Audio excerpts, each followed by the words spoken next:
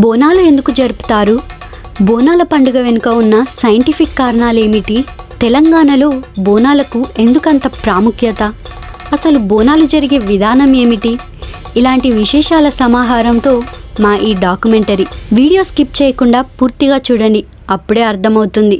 Video చూసే ముందు మన తెలుగు డాక్యుమెంటరీ వీడియోస్ మీకు నచ్చినట్టయితే ఛానల్ని సబ్స్క్రైబ్ చేసుకోండి, లైక్ చేసి మీ ఫ్రెండ్స్ అండ్ ఫ్యామిలీస్కి షేర్ చేయండి. ఆషాఢ మాసంలో దేవి తన పుట్టింటికి వెళ్తుందని నమ్మకం. అందుకే భక్తులు ఈ పండుగ సమయంలో దేవిని దర్శించుకొని తమ సొంత కూతురు తమ ఇంటికి వచ్చిన భావనతో భక్తి శ్రద్ధలతోనే గాక ప్రేమానురాగాలతో బోనాలను ఆహార నైవేద్యంగా సమర్పిస్తారు. ఈ తంతును ఊరడి అంటారు. వేర్వేరు ప్రాంతాల్లో పెద్ద పండుగ, ఊర పండుగ వంటి పేర్లతో పిలిచేవారు. అదే పండుగ తర్వాతి కాలంలో బోనాలుగా మారింది. తెలంగాణలో అంబరాన్నంటేలా జరుపుకునే ఈ సంబురం తెలంగాణ సంస్కృతికి ప్రతీక. ఎదుర్కోలు ఉత్సవాలతో ఆరంభమయ్యే ఈ పండగ వీడ్కోలు వేడుకతో ముగుస్తుంది. మిన్నంటే డప్పుదరువులు, పోతరాజుల వీరంగాలు, శివసత్తుల పూనకాలు, ఆడబిడ్డల మొక్కులు, పలహార బండ్ల ఊరేగింపుతో సాగే ఈ జాతర అన్ని వర్గాల ఐక్యతకు సూచిక. కుమ్మరులు కొత్త కుండలో తెచ్చిన తొలి బోనం అందుకున్న గ్రామదేవతకు ఊరి ఆడబిడ్డలంతా మొక్కులు చెల్లించుకునే ఈ సంబరం గ్రామీణ సాంస్కృతిక వారసత్వం. పూర్వకాలంలో ఈ పండుగ రోజున దుష్టశక్తులను పారద్రోలటానికి ఆలయ ప్రాంగణంలో ఒక దున్నపోతును బలి ఇచ్చేవారు. నేడు దున్నపోతులకు బదులు కోడిపుంజులను బలి ఇవ్వడం ఆనవాయితీగా మారింది. అలాంటి బోనాల పండుగకు కొన్ని శాస్త్రీయ కారణాలున్నాయి. అవేంటో ఇప్పుడు చూద్దాం. ముందుగా బోనం గురించి తెలుసుకుందాం. శక్తి సమానమైన ప్రకృతిని దైవంగా భావించటం మన ధర్మంలో ముఖ్య పాత్ర పోషిస్తుంది. ఆషాఢంలో శక్తి ఆరాధన వేద సాంప్రదాయం నుంచే వచ్చింది. ఆషాఢంలో మహిషాసురమర్దిని పూజించడం వలన ప్రతికూల ప్రభావం తొలగుతాయని నమ్మకం. ఆషాఢంలో ప్రకృతి పరంగా అనేక వ్యాధికారక స్థితులు ఉంటాయి. వాటి నుంచి బయటపడటానికి పార్వతీదేవి రూపమైన ఐంద్రదేవిని ఆరాధించాలని దేవి అర్చన చంద్రిక చెబుతుంది. భోజనానికి రూపం బోనం. ఆషాఢంలో బోనాలని సమర్పించడం అంటే అమ్మ కృప వల్ల దక్కిన ఆహారాన్ని ఆ శక్తికే సమర్పించి కృతజ్ఞతలు చెల్లించుకోవటం. ఆ భోజనాన్ని ఆషాఢ మాసంలో అమ్మవారికి నైవేద్యంగా పెట్టడం ఆచారంగా వస్తున్న సంప్రదాయం. ముందుగా ఆ బోనాన్ని ఒక మట్టి కుండలో వండుతారు. అలా వండిన కుండకి సున్నము, పసుపు, కుంకుమ, వేపాకులతో అలంకరించి ఆ కుండపై ఒక దీపాన్ని ఉంచుతారు. ఇలా వండిన బోనం ఎంత పవిత్రమైందో అంతే శుభ్రమైనది కూడా. ఇందులో వాడిన సున్నం, పసుపు, వేపాకులు ఇవన్నీ యాంటీసెప్టిక్ మరియు యాంటీబయోటిక్స్కి సంబంధించినవే కాబట్టి ఎటువంటి క్రిమికీటకాలు బోనం లోపలికి వెళ్ళే అవకాశం లేదు. అందువలన ఈ బోనానికి ఇంత పవిత్రత, శుభ్రత ఉంటుంది.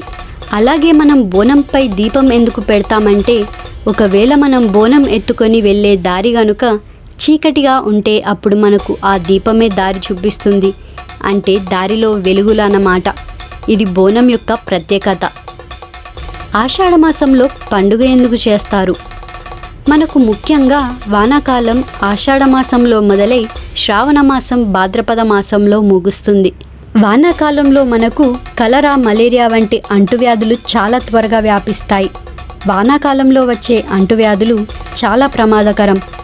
సాధారణంగా ఈ అంటువ్యాధులు క్రిమికీటకాలతో పాటు ఇతర ప్రమాద జంతువులతో వచ్చే ప్రమాదం కూడా ఉంది. అందువల్ల ఆషాఢ మాసంలో ఈ బోనాల పండుగ జరుపుకుంటారు. అలాగే ఈ ఆషాఢ, శ్రావణ మాసాల్లో మహిళలు కాళ్లకు పసుపు పెట్టుకుంటారు. ఎందుకంటే వానాకాలంలో మహిళలకు అరికాళ్ళు చెడతాయి.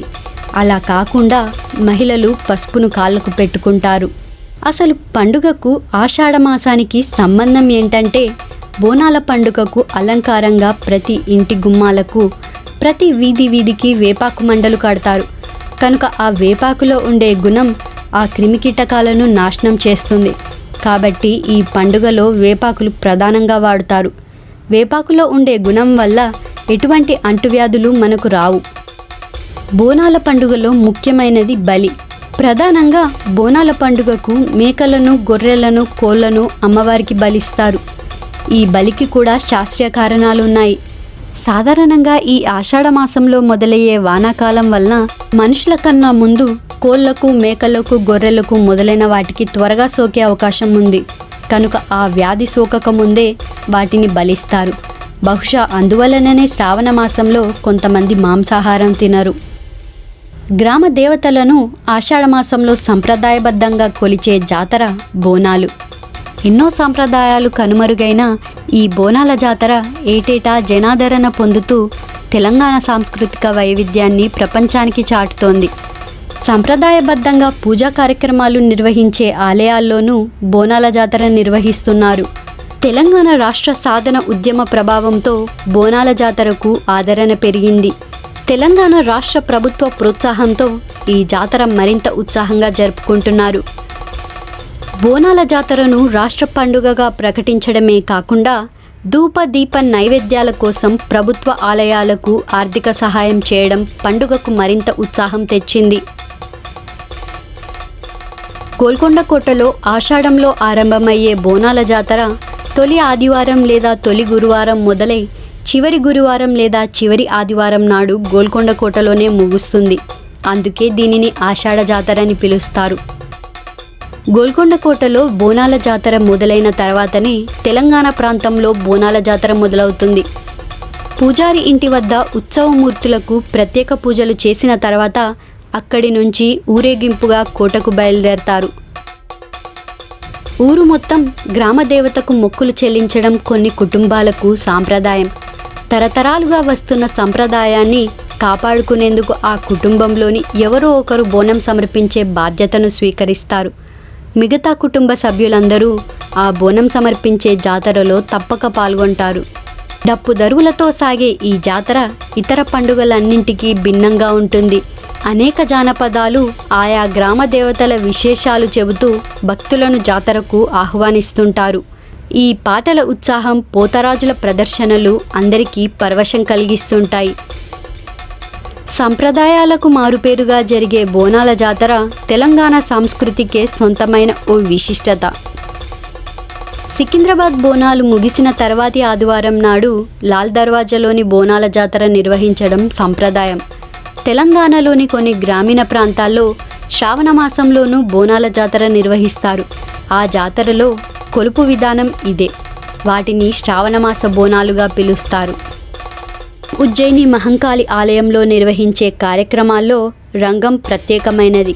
రంగంలో మాతంగి చెప్పే భవిష్యవాణి వినడానికి వేల సంఖ్యలో భక్తులు ఎదురుచూస్తారు. పూనకంతో మాతంగి చెప్పే మాటలు దేవత పలుకులుగానే భక్తులు భావిస్తారు. భవిష్యవాణి నిజమవుతుందని భక్తుల నమ్మకం. రంగం పూర్తయిన తర్వాత బలిపూజ ద్వారా అమ్మవారు ఆవహించినట్లుగా భావించే మాతంగిని శాంతింపజేస్తారు. నగర వీధుల్లో అమ్మవారి గజారోహణ వేడుక నిర్వహిస్తారు. దీనితో వేడుక ముగుస్తుంది. కాకతీయుల కాలంలో ప్రారంభమైన బోనాల వేడుకలు నేటికీ కొనసాగుతున్నాయి. కాకతీ మాతకు రుద్రమదేవి ఆషాఢంలో బోనాలు సమర్పించి అమ్మ అనుగ్రహాన్ని అందుకుంది. గోల్కొండ జగదాంబిక ఆలయంలో ప్రతి ఏటా ప్రారంభమయ్యే బోనాల సంబరం లష్కర్ బోనాలతో సందడిగా మారి లాల్ దర్వాజా సింహవాహిని బోనాల ఉత్సవంతో ముగుస్తుంది. జానపదుల సామూహిక భక్తి చైతన్యానికి, సమిష్ట తత్వానికి దర్పణం ఆషాఢ బోనాల సంబరం.